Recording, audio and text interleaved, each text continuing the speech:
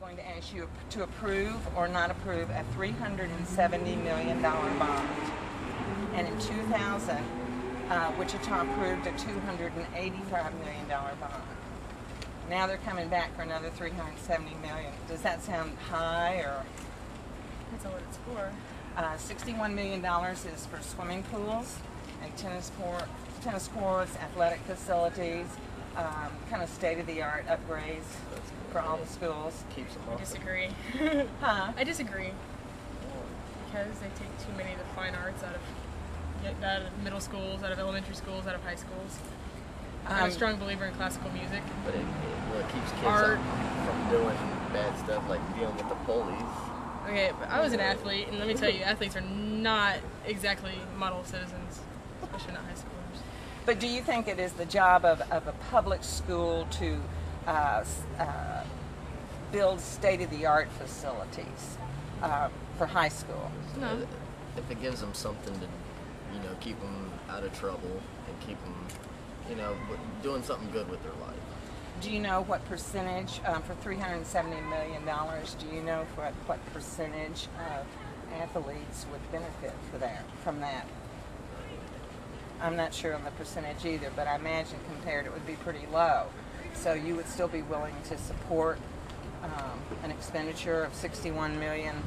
Well, actually, the athletic facilities are for $61 million. I know there's a lot more kids dropping out of school now than there ever has been in all of history. I wouldn't, because I really don't think it's your rich jocks that are doing it, that are dropping out. I don't think those are the children that you really need to worry about. Personally, because like my sister, she's a freshman at Eureka High School. She's completely non-athletic. She is very self-conscious about her weight, and she's involved in a lot of outside school activities. Because out there we have FHA, we have FFA, we have all these clubs, which I think are probably missing from the Wichita school districts. But they offer those fine arts and other things for those children who are not athletic, who have the low self-esteem, who maybe don't have the parents at home to back them up. There's a lot of very artistic children. Right. Now, I don't want to mislead you. There is some money, but a very small amount donated for fine arts and music in this bond. One of the problems is they didn't separate it out. They threw it all in with all the other. Right. So would that tend to make you more supportive I or don't think less I'd be supportive of it at all. I think I could be supportive of it if it was $61 million towards the fine arts. Because I think there's a forgotten children in here. I was one of those I was an athlete. I mean, I went to college on athletic scholarships, but I was more an artistic child than I was an athlete. So even if, let's say they did donate $60 million for fine arts as part of a $370 million bond, you would be supportive of it? I'd be more supportive. More supportive of it. That's a good answer. That's a good answer. Do you have any idea how much is spent to educate each child in Wichita per year? Not a clue. Take a guess. A lot. Probably a lot more than the education they receive. That's 13,000 per child. That's very high. That's as much as they spend in back east. That's from DC. kindergarten through senior. No, that's just per year. If you divide all the money, yeah, that's what they're spending.